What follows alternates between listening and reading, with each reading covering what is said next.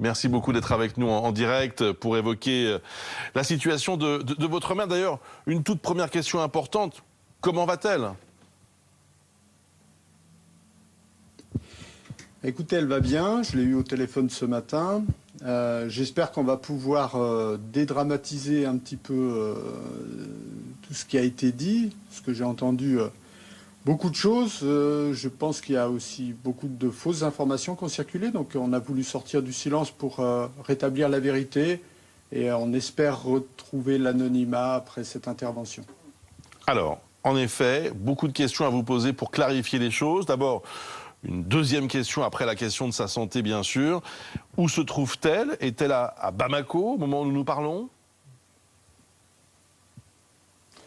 Oui, elle se trouve à Bamako.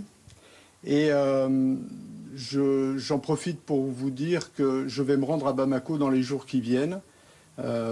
J'ai déjà un rendez-vous avec l'ambassade de France et puis j'envisage surtout de rencontrer les autorités maliennes pour faire le point avec eux de la situation. Si elle se trouve à Bamako, cela veut dire qu'elle n'est jamais allée à Sikasso, cette autre ville du Mali? Exactement, elle n'est jamais allée à Sikasso, ça fait partie de ce que vous mentionnez, voilà, c'est encore une fake news. Tout est parti, cette affaire, tout est parti d'une dépêche AFP, mais a priori, cette interview, elle est bidonnée, donc il y a pas mal de fausses informations qui circulent, il y a des gens qui prétendent lui avoir parlé, des gens qui prétendent lui avoir téléphoné. Je ne serai pas donc le seul à avoir son numéro. Elle est très étonnée de ça. Elle m'a encore confirmé ce matin pour la énième fois qu'elle n'avait parlé à personne et qu'elle est, voilà, qu'elle est en sécurité parce qu'elle est extrêmement discrète, parce qu'elle elle respecte un protocole de sécurité qu'on a mis en place.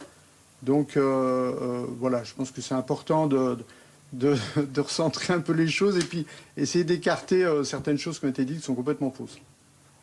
Quelle est la raison de son retour au Mali? Est-ce, comme on l'a lu, entendu, pour retrouver sa fille adoptive, principalement? Bien sûr. Bien sûr. Est-ce qu'une mère peut abandonner sa fille? Non, je crois que non, c'est tout à fait compréhensible. Ensuite, elle a passé 20 ans là-bas, donc une partie de sa vie est là-bas. Voilà, il y a aussi des conditions économiques qui sont toutes bêtes, mais avec 700 €, quand on élève une enfant, c'est juste pas possible à l'âge qu'elle a. Donc, une série une conjonction de facteurs qui ont fait qu'elle a pris une décision. Maintenant, j'en profite aussi pour clarifier un point qui a peut-être échappé à messieurs Attal ou Chenu ou Bédala, qui s'étale dans la presse. Bamako est une capitale. C'est une capitale africaine, certes, c'est la capitale du Mali où il y a des djihadistes, mais Bamako est une capitale. Il y a, je crois, 8000 Français qui vivent au Mali. Elle n'a pas décidé de retourner dans le désert pour aller, comme l'a dit monsieur Chenu, enfin, bref, on verra ça plus tard. Hein. Je crois qu'il dit... Voilà, elle veut vivre au Mali, qu'elle aille vivre auprès de ses bourreaux. Non. Non, non, attends, elle est à Bamako. Ses bourreaux, c'est pas les Bamakoises et les Bamakois. Ses bourreaux, c'est pas le peuple malien. Donc il faut vraiment voilà, elle est à Bamako, certes. C'est au Mali, certes. Mais elle n'est pas dans le désert, elle n'est pas à Sikasso, elle ne prend pas des risques. Mmh.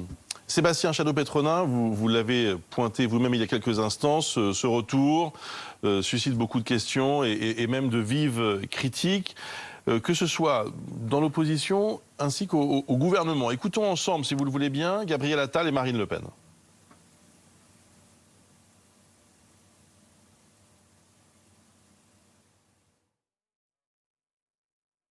Je pense qu'elle a été convertie par ses bourreaux. Nous le savions, nous l'avions tous, encore une fois, subodorée en la voyant descendre de l'avion.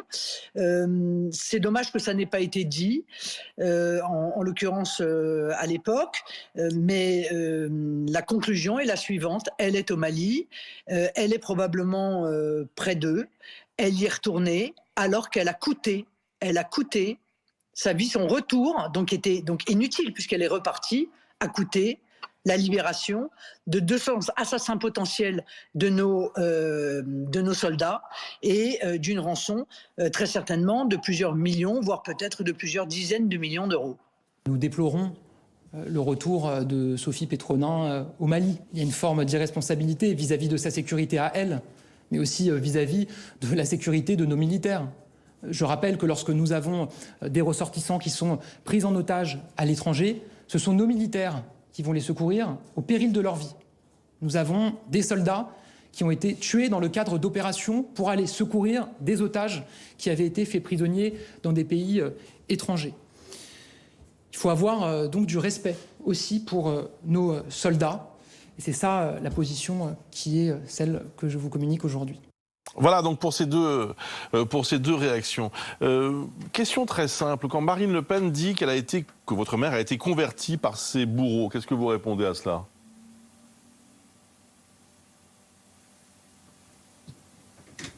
Moi, j'ai pas l'impression que ma mère a été convertie par ses bourreaux parce que elle a quand même passé 5 mois ici à la maison. Bon, j'ai retrouvé ma mère et puis je ne serais pas venu à l'idée de l'emmener voir un psychiatre ou de faire entamer une quelconque thérapie. Donc je ne suis pas vraiment d'accord avec ça. Ce qui me choque dans les propos de Madame Le Pen, mais comme dans ceux de tous ceux qui se sont exprimés avec violence, c'est qu'elle retourne auprès de ses bourreaux. Bon, je crois qu'elle vient de passer 6 mois à Bamako, enfermée dans un appartement. Elle est sortie une fois sous escorte pour aller faire des courses. Je n'ai pas l'impression qu'elle soit retournée auprès de ses bourreaux. À moins que ses bourreaux, ça soit, donc je rappelle, le peuple malien, les Bamakoises et les Bamakois. Je ne comprends pas ça. Maintenant, il y a M. Attal qui... Alors, M. Attal, on va l'excuser puisqu'il porte la parole d'Emmanuel Macron. Enfin, c'est dans votre reportage d'hier où un de vos journalistes excuse M. Attal qui se fait la voix de M. Macron. Donc, on peut parler de M. Macron. M. Macron trouve que ma mère est une irresponsable. Bon, ma mère, elle a été enlevée en décembre 2016. 6 mois plus tard, le chef du GSIM revendique la paternité de l'affaire et M. Macron s'empresse de déclarer « Ces gens ne sont rien, on va les éradiquer ».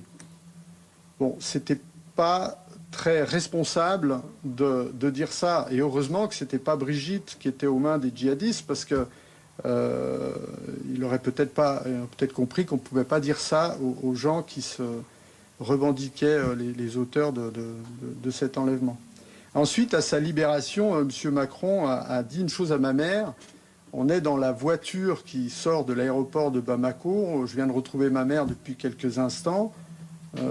L'ambassadeur de France donne le téléphone à ma mère pour la mettre en communication avec le président. Et la première chose qu'il lui dit, c'est « Mais Madame Petronin, vous êtes increvable ».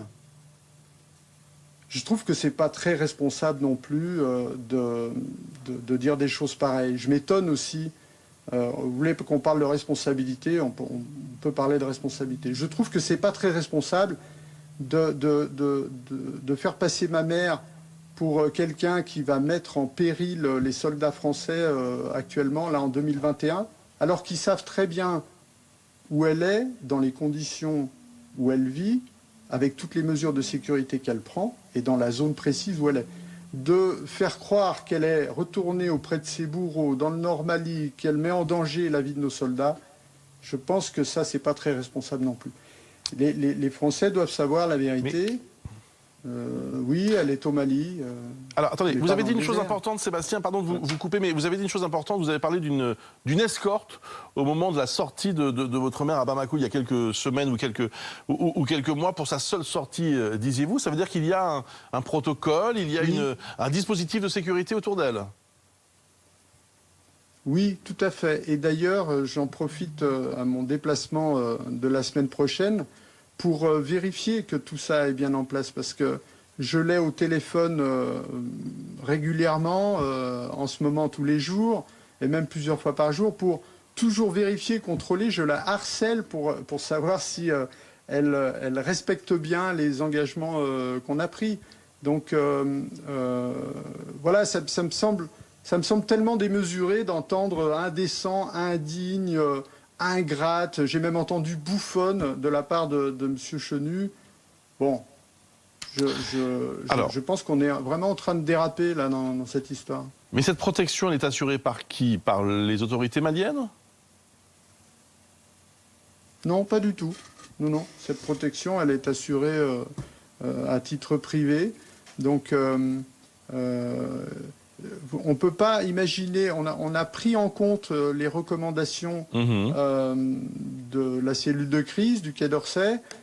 On a admis le fait que Sophie Petronin a un statut différent des autres expatriés français au Mali. On a dit qu'ils sont très nombreux, ils sont 8000. Mais effectivement, elle pourrait être une cible particulière du fait qu'elle a déjà été enlevée une fois.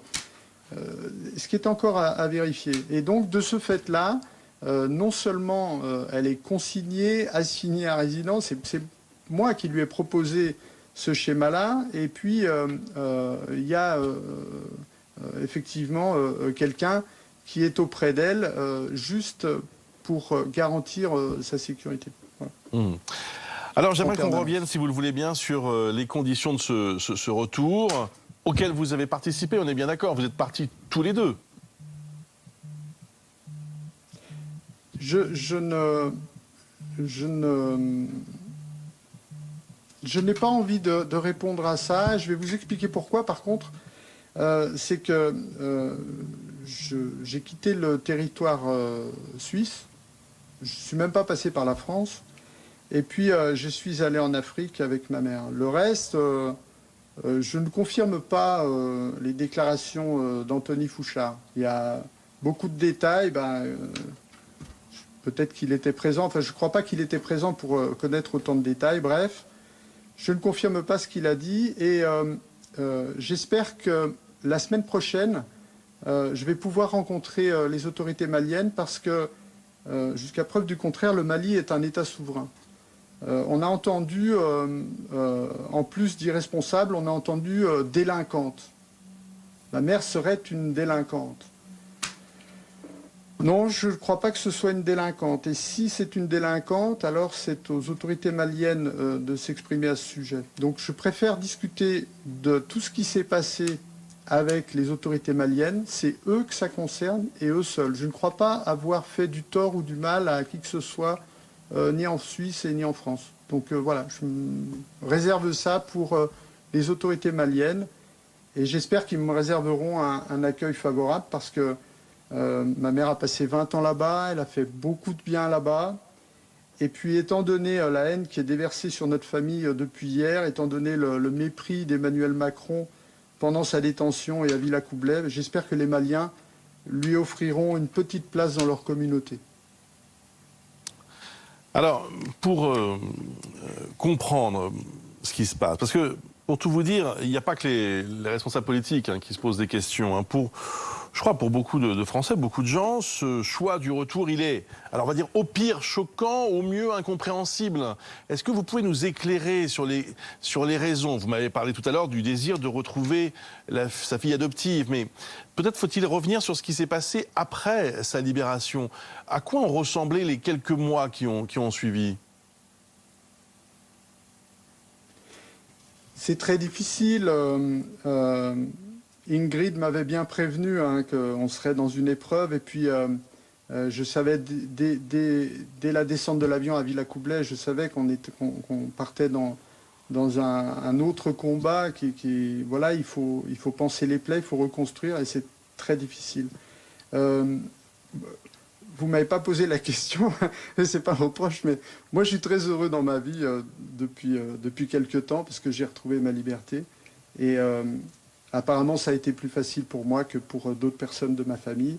Et ça a été notamment plus facile pour moi que pour elle.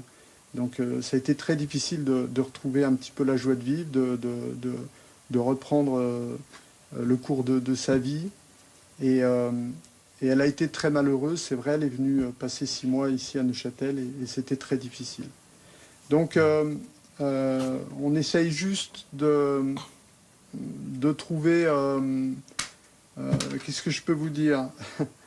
On a une vieille femme qui qui est à l'automne de sa vie et elle voudrait voilà, juste être à la place où elle se sent le mieux, où elle se sent peut-être le moins pire, on n'en sait rien.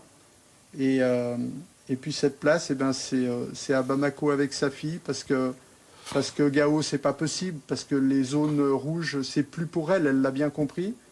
Mais peut-être qu'elle ne se sentait pas chez elle, ici à la maison, chez son fils, et je ne lui en veux pas, je peux comprendre ça. Peut-être qu'elle ne se sentait pas non plus de trouver une place en France.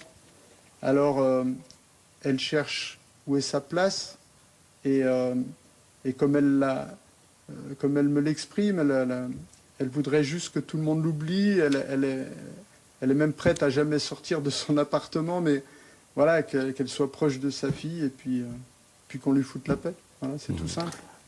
Alors Sébastien, juste pour préciser, j'imagine que vous parlez d'Ingrid Betancourt, hein, lorsque vous évoquiez Ingrid, qui elle-même a passé de longues années de détention. Hein. Bon, j'aimerais vous poser quand même une question importante, parce que vous avez des mots assez durs, et je peux comprendre aussi votre colère aujourd'hui, compte tenu de toutes ces réactions, mais des mots assez durs envers le président de la République ou le porte-parole du gouvernement, mais c'est bien la France qui a ramené votre mère. C'est bien la France qui a négocié, qui a obtenu aussi, vous le savez, on en parle beaucoup, la libération de 200 personnes au Mali. C'est bien l'armée française qui a contribué grandement à cette libération. Vous disiez à l'instant que vous alliez mieux. C'est grâce à la France? Alors, j'ai longtemps cherché à savoir à qui je devais présenter mes remerciements. J'avais vraiment besoin, au cours de cette reconstruction, personnellement, je parle de moi, je pense qu'elle a eu le même schéma. Hein. Je pense qu'on avait besoin de dire merci à quelqu'un. Mais en fait, on n'a jamais su à qui il fallait dire merci. Pourquoi? Parce que, a priori, les Maliens étaient à la manœuvre dans cette histoire. Et on ne sait pas quel est le rôle de la France. Est-ce qu'on le saura un jour? Je ne sais pas. Par contre, ce qu'on sait, c'est qu'effectivement, il y a 200 djihadistes. Alors, entendons-nous bien, hein, beaucoup de pilotes de scooters, hein, pas beaucoup de vrais djihadistes, mais il y a 200 prisonniers qui ont été libérés à la période où ma mère a été libérée. Mais on ne mentionne pas le fait qu'il y avait une négociation qui a duré 3 mois et qui visait à faire libérer le Premier ministre d'un État, du Mali. Donc, est-ce que ma mère a été une pièce rapportée dans cette affaire? On n'en sait rien. Quel rôle elle a joué? Bon, je pense qu'elle a fait partie d'un paquet. Quand je suis parti à Bamako pour quelques jours avant sa libération, pour essayer de forcer à ce qu'elle fasse partie de ce paquet, il était bien clair pour tout le monde que ma mère faisait partie d'un paquet. Or, aujourd'hui, Monsieur le Président de la République, Madame Le Pen, Monsieur Chenu, Monsieur Bédala et j'en passe, veulent nous faire croire que ma mère a été échangée contre 200 djihadistes assoiffés de sang. Bon, on pourrait aussi même rentrer dans le détail de savoir, parmi ces 200 djihadistes d'ailleurs, il y avait le chauffeur du 4x4 qui a enlevé ma mère. Alors c'est quand même cocasse, parce que ma mère est libérée et puis on libère le chauffeur qui l'a enlevé. D'accord ? Mais ce chauffeur, d'après les informations d'Anthony Fouchard, il a été appréhendé par l'armée française. Alors pourquoi il se retrouve comme ça libéré? Il a été appréhendé, puis au lieu d'être livré à la justice française, parce qu'il y avait quand même une enquête en cours, il a été rendu aux Maliens. Donc, je ne sais pas très bien. On veut faire passer ma mère pour la méchante et la responsable de cette histoire. On veut... Alors... C'est rigolo parce qu'on se vante d'avoir fait libérer Sophie Petronin, mais on a honte d'avoir fait libérer Sophie Petronin, d'où la gêne de M. Macron à Villacoublay. On veut célébrer le retour de Sophie Petronin, mais on a honte de faire un discours. On veut faire de l'humanitaire ou du journalisme, mais on a honte de ceux qui prennent des risques pour défendre la liberté et l'égalité. Aujourd'hui, on fait un plat monumental de l'affaire Sophie Petronin qui enquiquine personne, qui fait de mal, et puis qui n'aura aucune conséquence. Mais par contre, on oublie de parler de quelqu'un, un journaliste qui actuellement est détenu en otage au Mali. Je parle d'Olivier Dubois. On ne parle pas d'Olivier Dubois. Tout le monde se fout pas mal d'Olivier Dubois, qui est otage et qui vit certainement un cauchemar, qui a voulu faire son boulot de journalisme. Et on monte en épingle cette histoire. Sophie Petronin est retournée à Bamako. Enfin, alors, justement, Sébastien, si vous permettez encore une... beaucoup de choses, pardon. Hein. Non, je vous en prie, mais vous êtes là pour ça. Encore une question importante. Là, les autorités maliennes recherchent apparemment officiellement votre mère. On ne comprend pas très bien, puisque vous nous dites qu'elle est à Bamako. Bon, enfin, je veux dire... les autorités doivent savoir où elle se trouve. Donc, est-ce que c'est sérieux, cette annonce ?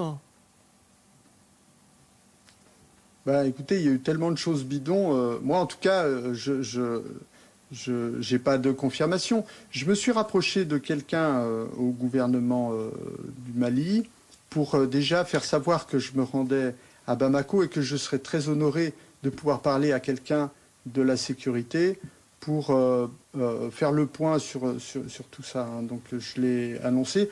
On verra ça avec eux. Je pense que c'est à eux de répondre.